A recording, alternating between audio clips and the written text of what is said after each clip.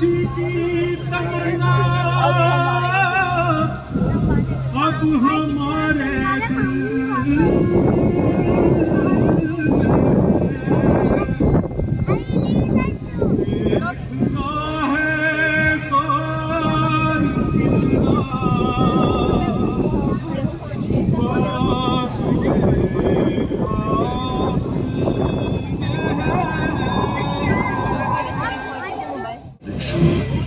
वही पीपल का दरख्त जिसने क्रांतिकारियों के सरताज महान चंद्रशेखर आजाद की शहादत देखी थी। बरसों से खड़ा हूं यहाँ, बहुत कुछ देखा है मैंने, बहुत कुछ सुना है। उन परिंदों से जो मेरी शाखों पर अपना डेरा बसाते हैं, उन हवाओं से जो दूर दूर की खबरें लेकर आती हैं, अपने इन बरसों पुरानी जड़ों से जो जमीन के भीतर दफन हजारों बरस पुराने किस्से और कहानियां खोज लाती है और मुझे सुनाती है। उन्हीं किस्से कहानियों के जमघट में छुपी एक कहानी मैं आज आपको सुनाता हूं। गंगा जमुना सरस्वती के संगम पर हजारों साल पुराने बसे हुए शहर की कहानी, इस प्रयागराज की कहानी, जिसका वर्णन ऋग्वेद में भी मिलता है।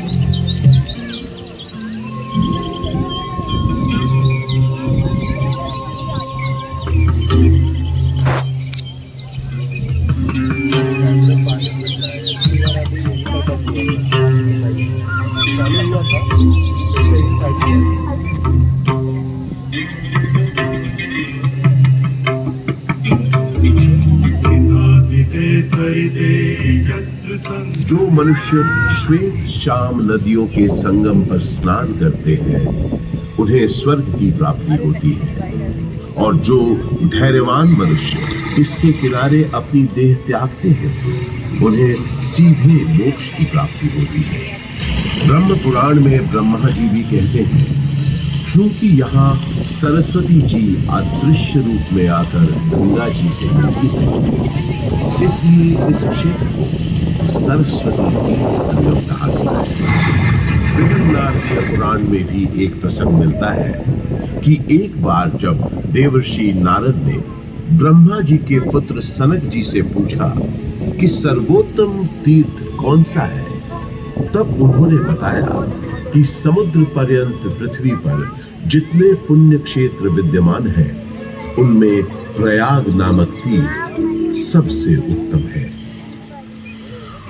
यहाँ पर ब्रह्मा जी ने स्वयं कई यज्ञ संपन्न किए थे, इसलिए प्रयागराज को तीर्थों का राजा भी कहा जाता है। तो ऐसे पावन तीर्थ पर बसा है हमारा प्रयागराज। ये उन 4 शहरों में से भी एक है जहां विश्व प्रसिद्ध कुंभ मेले का आयोजन होता है। चलिए आज मैं आपको इसी से जुड़ी एक पौराणिक कथा सुनाता हूं।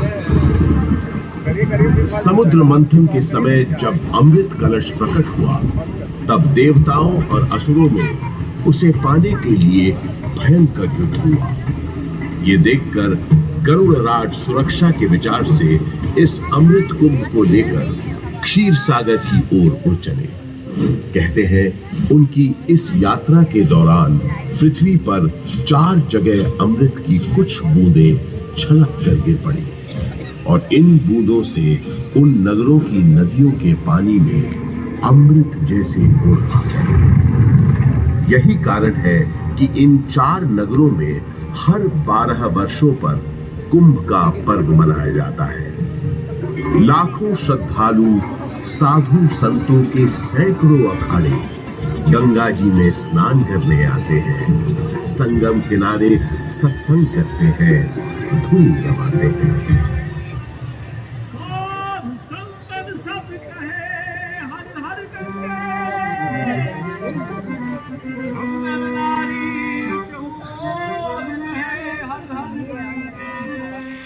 ये इस भूमि का सौभाग्य ही है कि जब भगवान श्री राम ने वनवास के लिए प्रस्थान किया, तो सबसे पहले प्रयाग स्थित ऋषि भारद्वाज के आश्रम आए।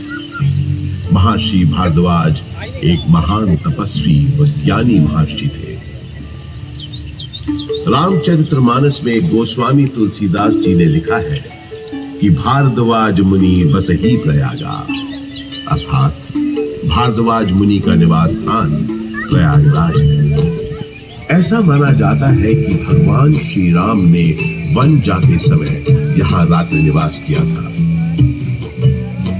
भारद्वाज ऋषि ने भगवान राम को विदा करते समय बताया था कि आगे जाने पर आपको एक बरगद का पेड़ मिलेगा जिसे शाम वट कहते हैं। इसके नीचे बहुत से सिद्ध पुरुष निवास करते हैं। ये शाम वट ही आज का अक्षय वट है। इस अक्षय वट के महत्व का वर्णन पुराणों में स्पष्ट रूप से किया गया है।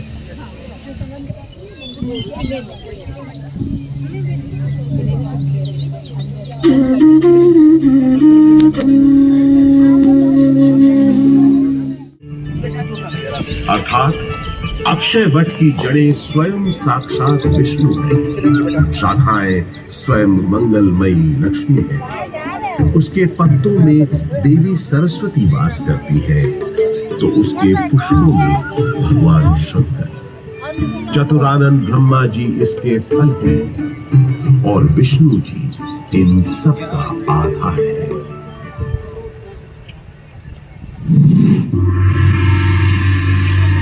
गौतम बुद्ध के काल में भी प्रयाग का बड़ा महत्व था। इसका एक बड़ा साक्ष्य है यहां उपस्थित अशोक की लाट।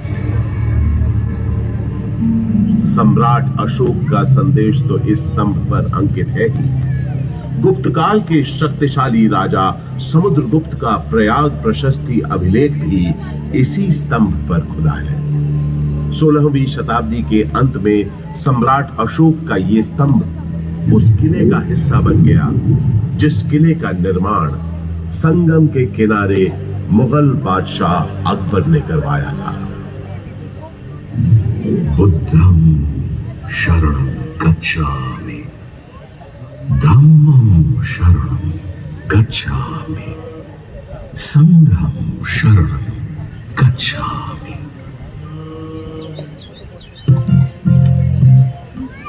हजारों वर्ष पुराने इस प्रयाग नामक नगर के आध्यात्मिक और धार्मिक महत्व से बादशाह अकबर इतने प्रभावित हुए कि उन्होंने यहाँ एक नया शहर ही बसा दिया और उसका नाम रखा इलाहाबाद, जो वक्त के साथ साथ बन गया इलाहाबाद।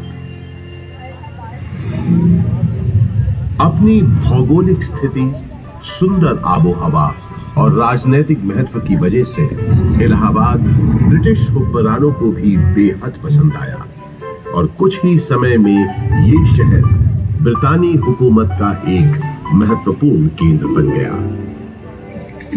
इलाहाबाद हाईकोर्ट इसका एक जीवंत उदाहरण है। देश के 4 उच्च न्यायालयों में से तो एक ये है ही। इसके अलावा अनेक महत्वपूर्ण और ऐतिहासिक फैसले देने का श्रेय भी इस न्यायालय को जाता है। शिक्षा के प्रसार के लिए अंग्रेजों द्वारा बनाया गया इलाहाबाद विश्वविद्यालय इस शहर को उनका दूसरा महत्वपूर्ण योगदान था।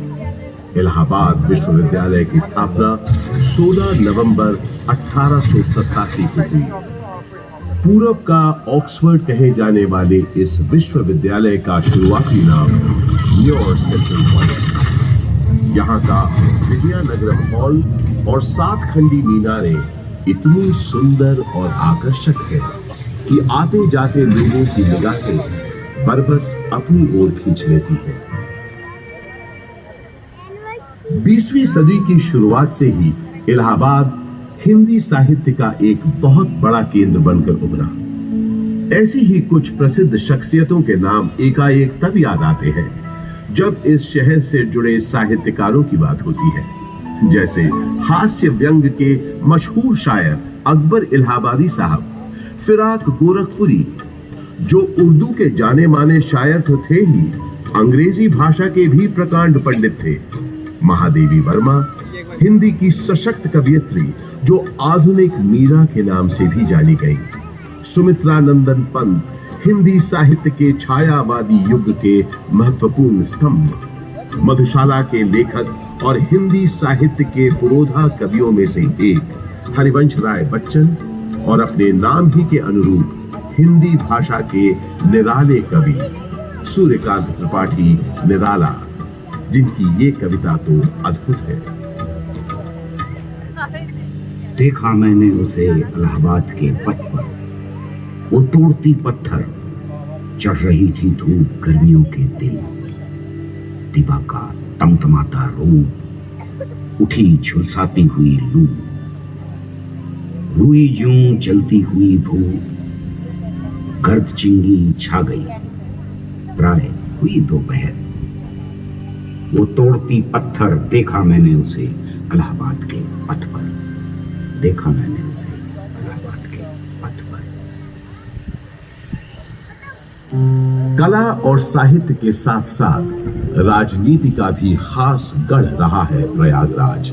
स्वतंत्रता संग्राम के अनेक शूरवीरों और गणमान्य व्यक्तियों का नाता इस शहर से रहा है, जैसे पंडित मोतीलाल नेहरू, राजश्री पुरुषोत्तम दास टंडन, महामना मदन मोहन मालवीय आदि। स्वतंत्र भारत के पहले प्रधानमंत्री पंडित जवाहरलाल नेहरू का जन्म इसी शहर में हुआ था। उनका घर आनंद भवन स्वाधीनता संग्राम की गतिविधियों का एक बड़ा केंद्र था, जिसकी वजह से प्रयागराज भी आजादी की लड़ाई का एक महत्वपूर्ण हिस्सा बन गया। आजादी की बातें करें तो मुझे याद आता है सन 1857 का स्वाधीनता संग्राम, जिसका गवाह मैं खुद रहा हूं। अनेकों भीषण लड़ाइयां मैंने देखी। एक बार तो मुझे लगा था कि बस हमें विदेशी हुकूमत से छुटकारा मिल ही गया, लेकिन इसे बदकिस्मती कहें कि अंत में बाजी पलट गई। परंतु इन युद्ध की वजह से इलाहाबाद एक दिन के लिए ही सही भारत की राजधानी बना। वो दिन था 1 नवंबर 1858। उस दिन प्रयागराज के मिंटो पार्क में एक शाही दरबार लगा था, जिसमें लॉर्ड कैनिंग ने महारानी विक्टोरिया का महत्वपूर्ण घोषणा पत्र पढ़ा। आज 1 नवंबर 1858 के दिन से हिंदुस्तान में ईस्ट इंडिया कंपनी का राज खत्म हो जाए। अब से इंडिया में मलिका विक्टोरिया का राज होगा। ब्रिटिश ताज की हुकूमत होगी यहाँ। उस दौर से निकलकर समय के साथ थोड़ा आगे बढ़े तो मुझे याद आता है अपने चारों ओर बाहें फैलाए ये विशाल पार्क, जिसके आंगन में खड़ा मैं आज आपको ये कहानी सुना रहा हूं। बात सन 1870 की है, जब एडिनबर्ग के ड्यूक एल्फ्रेड साहब इलाहाबाद आए थे। उन्होंने यहां आकर 133 एकड़ के इस बड़े से भूखंड पर एक विशाल पार्क का शिलान्यास किया था। उन्हीं के नाम पर तो इस पार्क का नाम पड़ा है एल्फ्रेड पार्क। ब्रितानवी हुक्मरानों ने इस पार्क के भीतर कई एक महत्वपूर्ण इमारतों का भी निर्माण करवाया। अब जैसे कि ये मशहूर गवर्नमेंट पब्लिक लाइब्रेरी। इलाहाबाद के उस जमाने के कमिश्नर फ्रांसिस ऑटवे मेन एक लाइब्रेरी बनवाना चाहते थे, जिसके लिए उन्होंने मशहूर आर्किटेक्ट रिचर्ड रॉस्किल बेन को बुलवाया और कहा, बेन, हमने तुमको बोला था ना, हमको एक लाइब्रेरी बनाने का है। I remember, sir. आपने बताया था आपका डियर फ्रेंड और इलाहाबाद का एक्स कमिश्नर मिस्टर कटबर्ट बेंसले थॉर्नहिल का मेमोरी में आपको एक लाइब्रेरी बनवाना है, राइट? Yes, थॉर्नहिल खुद एक बहुत काबिल टाउन प्लानर था। आधा इलाहाबाद उसी ने प्लान किया है। ये लाइब्रेरी उसकी मेमोरी को बिफिटिंग ट्रिब्यूट होना चाहिए। ओह, आप बिल्कुल बेफिक्र रहें सर। मेरा दिमाग में स्कॉटिश बैरोनियल रिवाइवल स्टाइल की एक ब्यूटीफुल बिल्डिंग का प्लान है जो एकदम परफेक्ट होगा ट्रिब्यूट देने के लिए।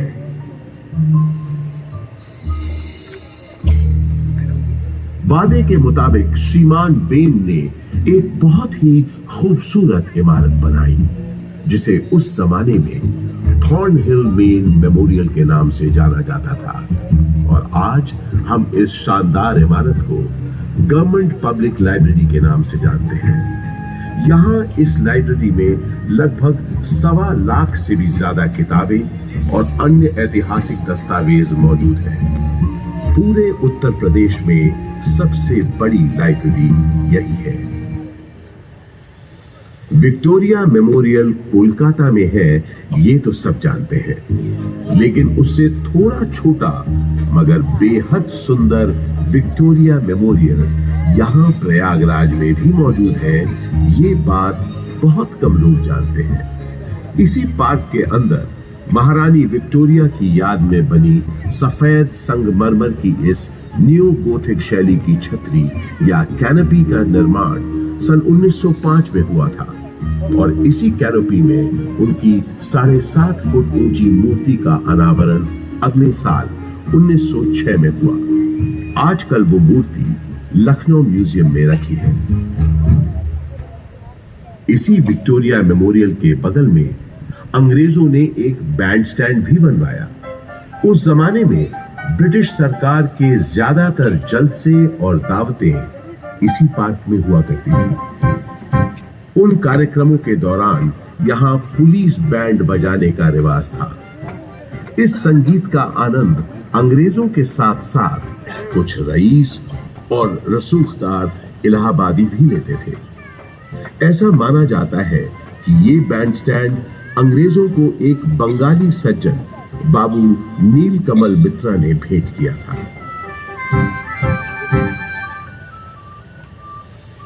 पंडित बृजमोहन व्यास और कुछ अन्य गणमान्य व्यक्तियों के प्रयासों से इलाहाबाद संग्रहालय की एक छोटे से स्तर पर शुरुआत सन 1931 में ही हो गई थी।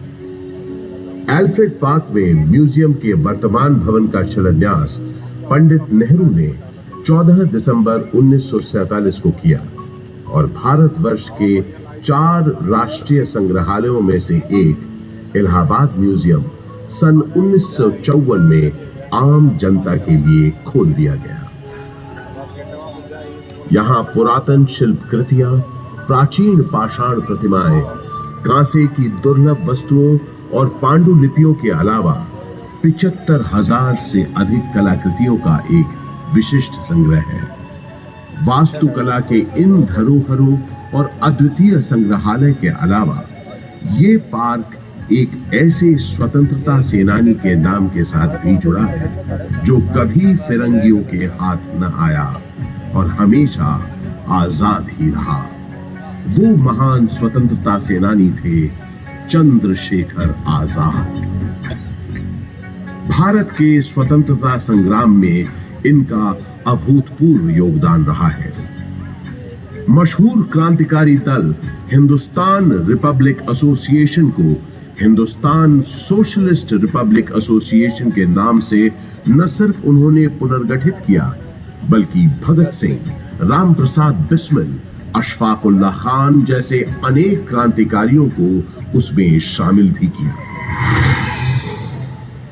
सन 1931 में चंद्रशेखर आजाद एक खुफिया और बेहद महत्वपूर्ण काम के लिए इलाहाबाद आए, और 27 फरवरी के दिन उन्होंने अपनी पार्टी के एक सदस्य सुखदेव राज से इसी एल्फ्रेड पार्क में गुप्त मीटिंग की योजना बनाई। किसी भेदिए ने यह सूचना British police officer mister Not Bauer को दे दी। Hello, CID in charge, not Bauer this side. DSP Thakur Vishweshwar Singh से बात कराओ। अर्जेंट मैटर है। सलाम साहब, डीएसपी सिंह बोलता हूँ। सिंह, 30 आर्म सिपाही लेकर एल्फ्रेड पार्क के पास मिलो फौरन। आपका मतलब कंपनी बाग? यस यस, कंपनी बाग। क्वेश्चंस पूछ के टाइम मत वेस्ट करो, जल्दी करो। इस गद्दारी से बेखबर आजाद कंपनी बाग पहुंच चुके थे और पार्क में छुपे हुए थे। सुखदेव राज भी इलाहाबाद में अपने छुपने के ठिकाने से निकलकर उनसे मिलने तयशुदा जगह पर पहुंच गए। आजाद कहीं दिख नहीं रहे थे। सुखदेव ने उन्हें ढूंढना शुरू किया और आखिर वो दोनों मिल गए। गुरुजी, गुरुजी, गुरुजी। सुखदेव, किसी ने तुम्हारा पीछा तो नहीं किया? आप निश्चिंत रहे गुरुजी, मैंने यहाँ आते वक्त पूरी सावधानी बरती है। शाबाश सुखदेव, शाबाश। मैंने तुम्हें यहाँ बहुत जरूरी मंत्रणा के लिए बुलाया है। जी बताइए। मैं चाहता हूं कि तुम और तुम्हारे 4-5 विश्वास पात्र साथी। आजाद और सुखदेव की बातचीत शुरू हुए ज्यादा देर नहीं हुई थी कि नॉट पावर 30 राइफलधारी सिपाहियों के साथ यहां पहुंच गया। Mister Chandrashekhar Tiwari, you have been surrounded by police. तुम्हें पुलिस ने घेर लिया है। तुम आज यहां से बचकर नहीं जा पाओगे। Surrender yourself. सुखदेव, तुम निकलो फौरन। नहीं गुरुजी, मैं आपको अकेला छोड़कर नहीं जाऊंगा। बहस मत करो, जाओ। ये मेरा आदेश है, जाओ। पर आप, जब तक मेरे पास ये मेरी बमतुल बुखारा है, मेरा कोई बाल भी बाका नहीं कर सकता। अब जल्दी जाओ यहां से, और जब तक मेरा अगला संदेश न मिले तब तक चौकन्ने रहना, संभल कर रहना। सुखदेव, अब जाओ यहां से, तब तक मैं इनको रोकता हूं। पल भर में नॉट पावर ने आजाद पर गोलियां बरसानी शुरू कर दी। आजाद यहीं बगल में जामुन के पेड़ के पीछे छुपे पुलिस का मुकाबला कर रहे थे। जख्मी होने के बावजूद उस दिन उनकी गोलियों से नॉट पावर और डीएसपी सिंह दोनों घायल हुए। आजाद के पास गिनती की गोलियां थी, जबकि पुलिस के पास न गोलियों की कमी थी न बंदूकों की। फिर भी आजाद उनसे अपने पास बची आखिरी गोली तक लोहा लेते रहे। आजाद ने प्रण लिया था कि वो हमेशा आजाद रहेंगे। उन्होंने अपना प्रण निभाया और वो हमेशा आजाद ही रहे। उन्होंने अपने पास बची आखिरी गोली से अपने प्राण न्योछावर कर अपनी प्यारी मातृभूमि के लिए आत्म बलिदान दे दिया। स्वतंत्र भारत का सपना अपने दिल में लिए वो शहीद तो हो गए, लेकिन हिम्मत और बहादुरी की मिसाल चंद्रशेखर आजाद हमारे दिलों में हमेशा के लिए अमर हो गए। आज हमारा भारत देश एक स्वतंत्र देश है, तो उसका श्रेय शहीद आजम चंद्रशेखर आजाद जैसे लोगों के उत्सर्ग को, उनकी शहादत हो जाता है, जिन्होंने अपनी जान से भी ज्यादा प्यारी मातृभूमि के लिए हंसते हंसते अपने प्राणों की आहुति दे दी। आजाद अक्सर कहा करते थे, अंग्रेजों की गोलियों का हम सामना करेंगे। हम आजाद थे, आजाद हैं, आजाद भी रहेंगे।